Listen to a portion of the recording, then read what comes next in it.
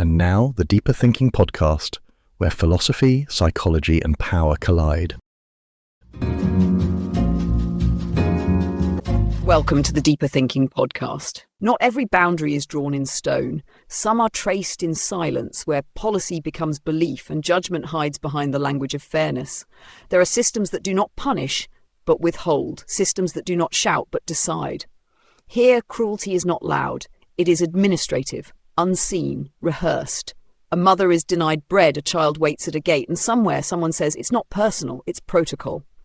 Bentham counted the consequences. Rawls asked what justice would demand, but neither stood in line. Neither watched the door close. This essay does not offer comfort. It asks a question, quietly, persistently, beneath every refusal. Who decides what suffering is earned? This is where it starts. A child waits outside the gates. Inside, her mother is refused bread.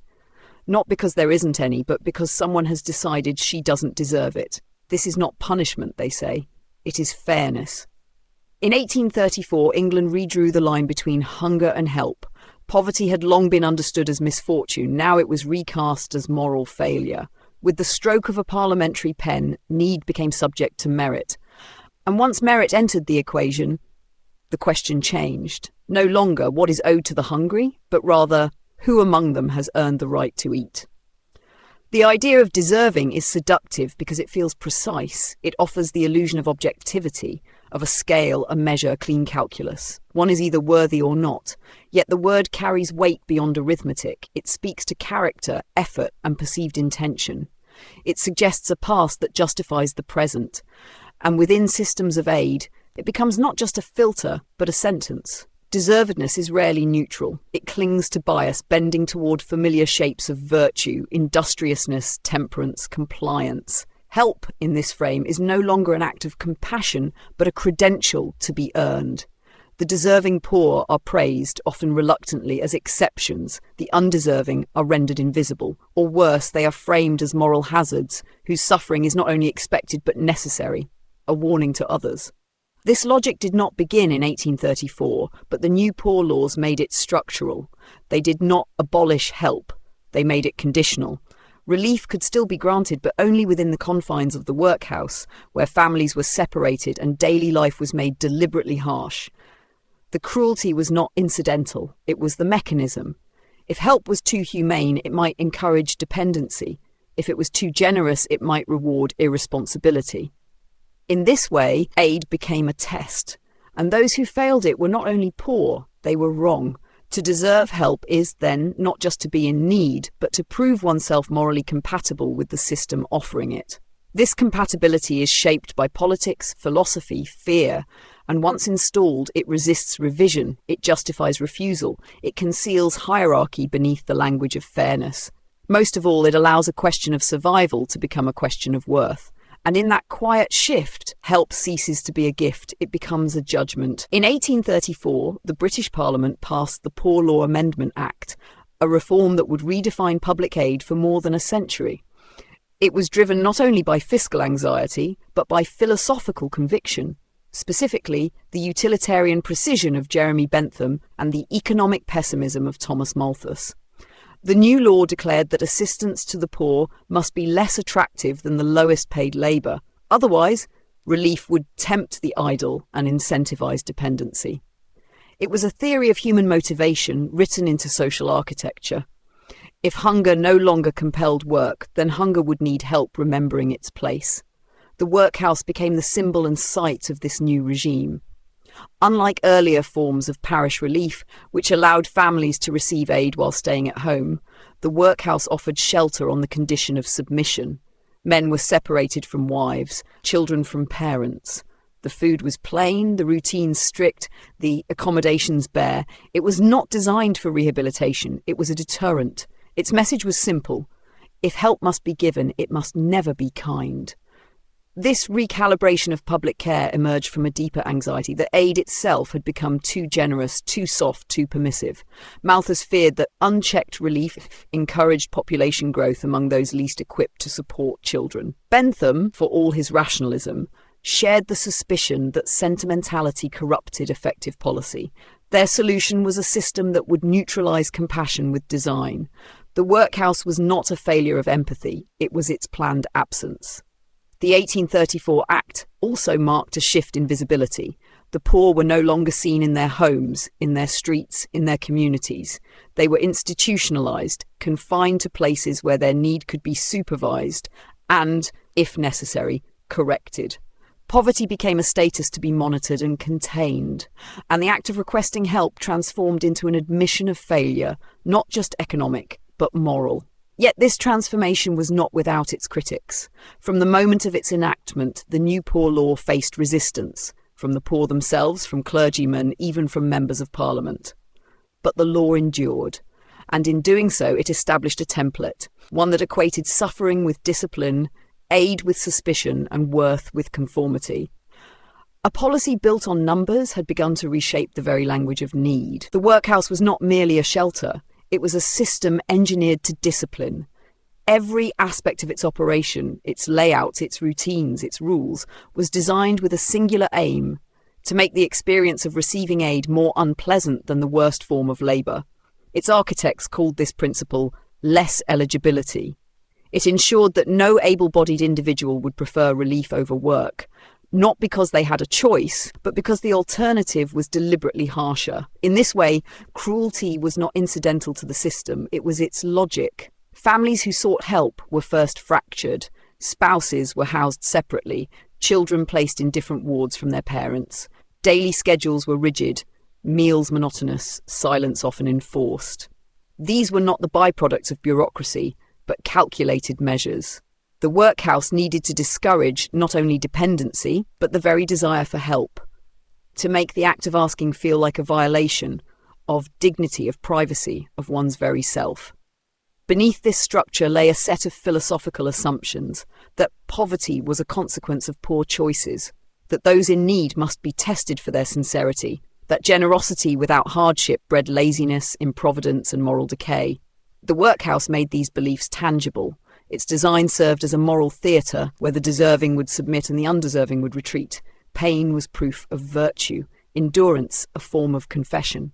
But the policy went further than punishment. It created an archive of worth. Records were kept. Inmates were observed. Eligibility became a moving target, defined not just by income but by character. Those deemed idle, intemperate, or disruptive could be expelled. Even silence might be interpreted as resistance. The result was not merely a denial of aid, but a redefinition of personhood. Within these walls, to be helped was to be managed. To be watched was to be known. Outside, society was instructed to look on with approval, or at least indifference. The workhouse reassured taxpayers that their money was not wasted on the undeserving. It offered the spectacle of correction, the appearance of order. And in doing so, it shifted public compassion into skepticism. Charity lost its innocence. Help became institutional, procedural, extractive. The workhouse was more than a building. It was a philosophy made concrete, a space where ethics were practiced not through care, but through control. And once this system was in place, it would outlast its creators, not because it was flawless, but because it made its own logic seem inevitable. What if help, rather than inspiring gratitude, provokes suspicion?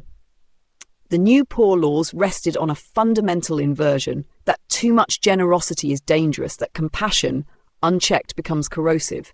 Relief in this view should not comfort but correct. It should discourage those who might otherwise be tempted to lean on it, and to ensure that help must come at a cost. This shift reframed aid from a response to suffering into a moral equation. If the poor received too much, the logic went they might stop striving, stop sacrificing, stop restraining their appetites. Assistance would no longer be a lifeline, it would be an indulgence. And if survival could be maintained without labour, then labour itself would be devalued.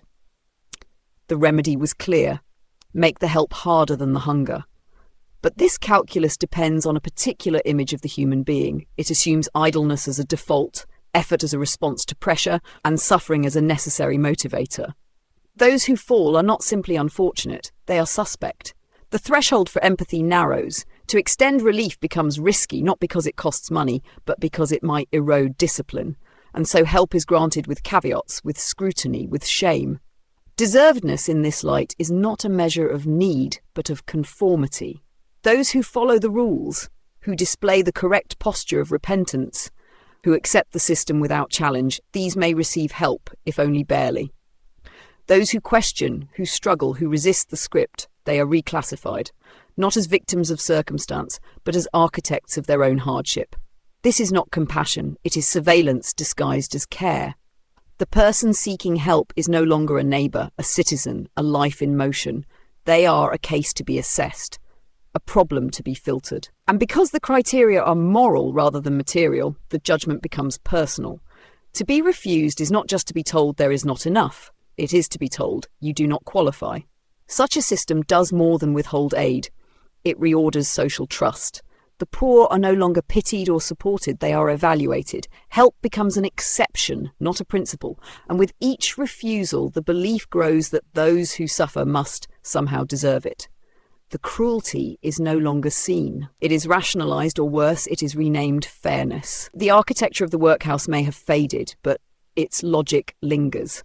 Today, welfare systems still echo the language of suspicion.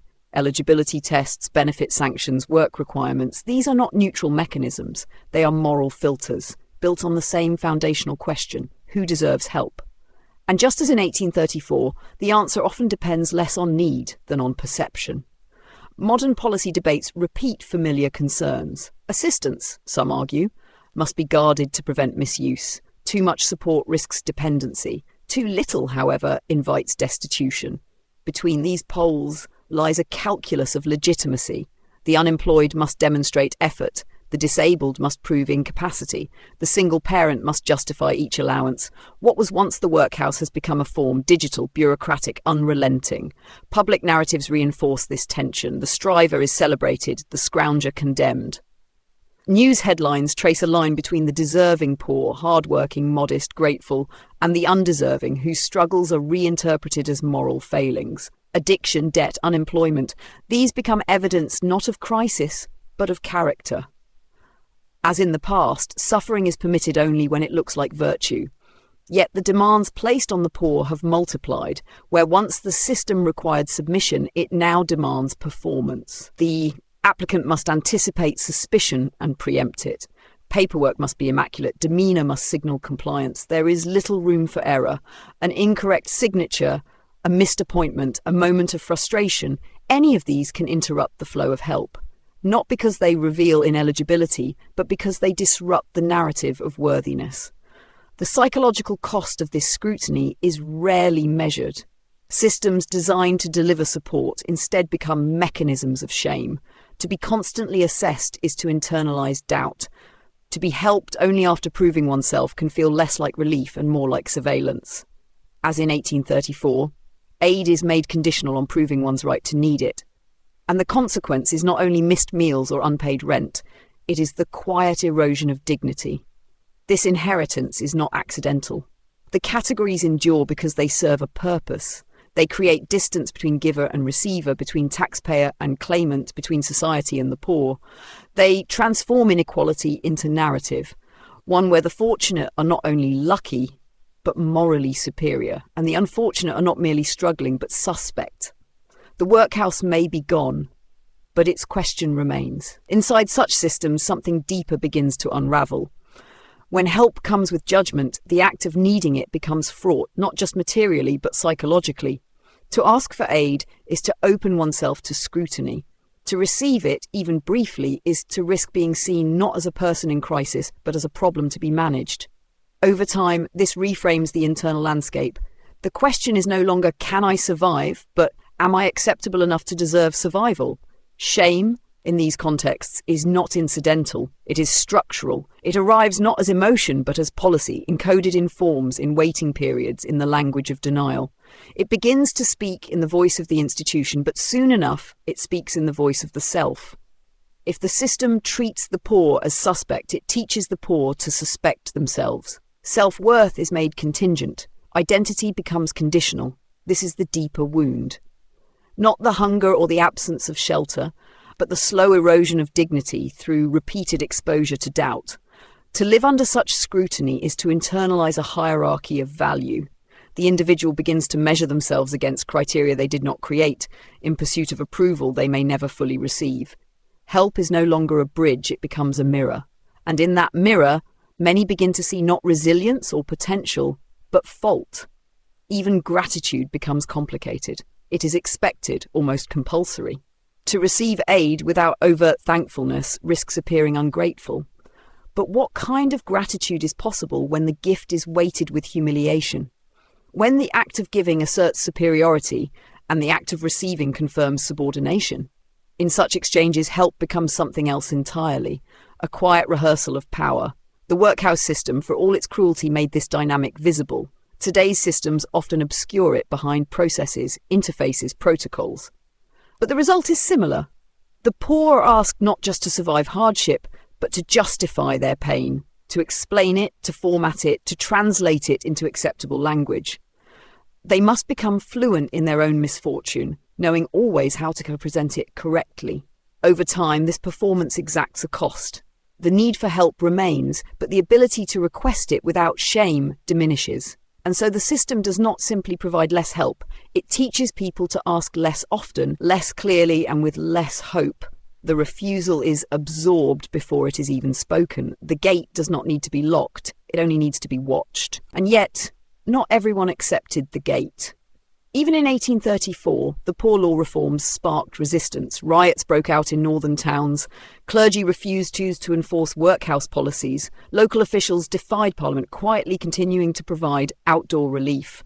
These were not mass movements, but accumulations of dissent, acts that refused the new moral calculus. They challenged the idea that help should hurt, that suffering must be earned, that need required purification through hardship. There were also voices that broke through the sanctioned narrative. Writers, reformers, and ordinary citizens exposed the realities of the workhouse. In the novels of Charles Dickens, the cruelty was made legible to the public imagination. His depictions did not merely catalogue injustice. They reframed it as a societal failure, not a personal one. Others wrote pamphlets, gave speeches, testified before Parliament. They insisted that dignity should not be conditional, that aid should not be a tool of punishment. This thread of resistance stretches forward. In every generation, someone has asked, why must the poor prove they are good before they are helped? Social workers who bend rules, case officers who shield clients from harsher policies, journalists who trace the silent violence of welfare bureaucracy. These are not just acts of kindness. They are refusals to accept a framework that equates suffering with sin. The counterpoint is not only rebellion, it is care. Care that does not calculate, that does not require performance. Philosophers of care ethics like Carol Gilligan and Nell Noddings argue that moral reasoning is not rooted in abstract principles but in relationships. To help is not to assess, it is to respond. Within this framework, the act of offering support is grounded not in deservedness but in presence, attention, and empathy.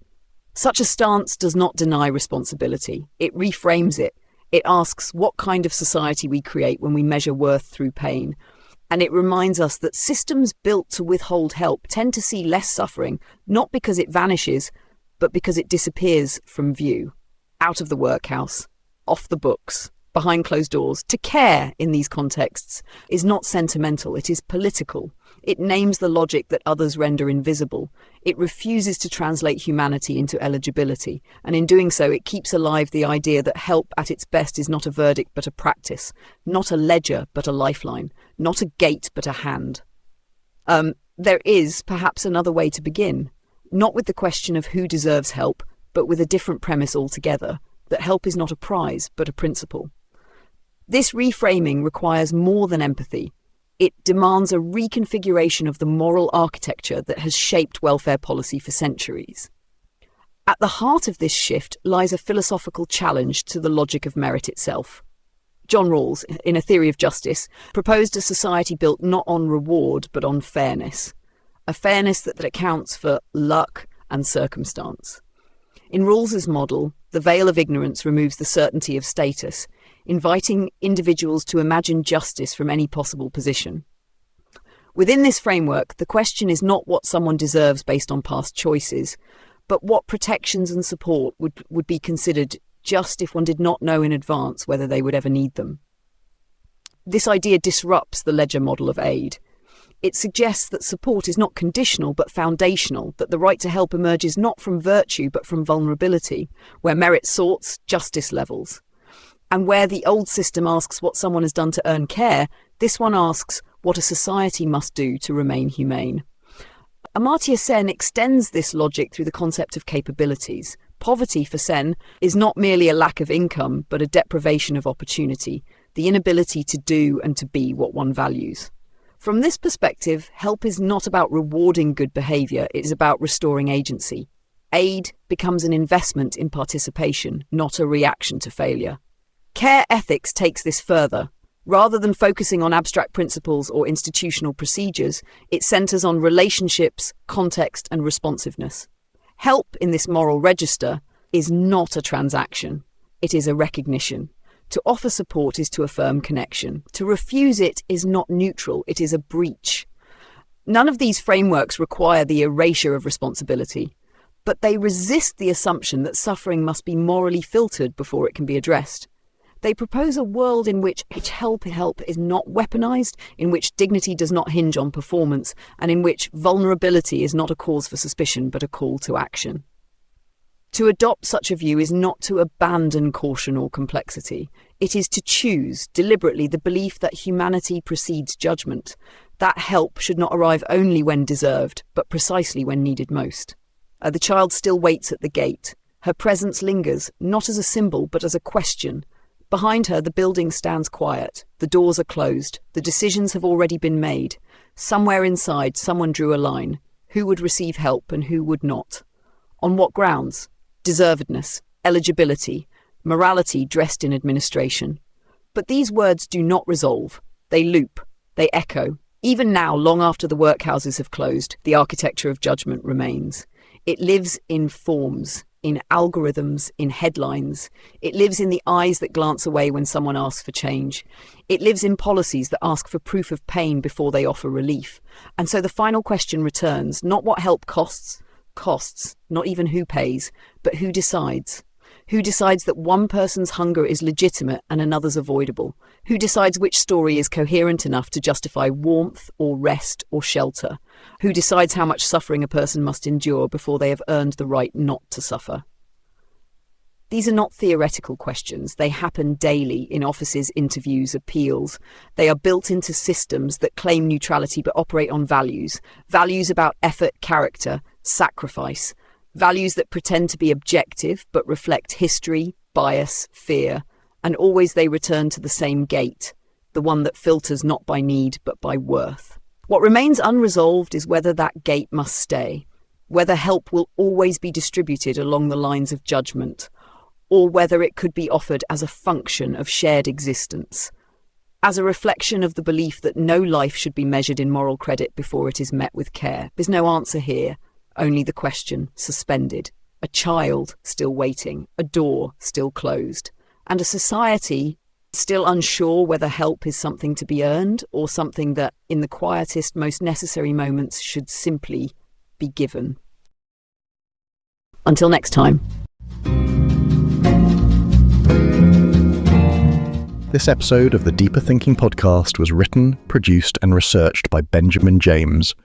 It was read by Holly, a digital narrator. For further reading, resources and a chance to support the show, visit the episode webpage, where you'll find book recommendations, key topics to explore, and a way to buy me a coffee. And if you enjoyed this episode, please consider leaving a review on your preferred platform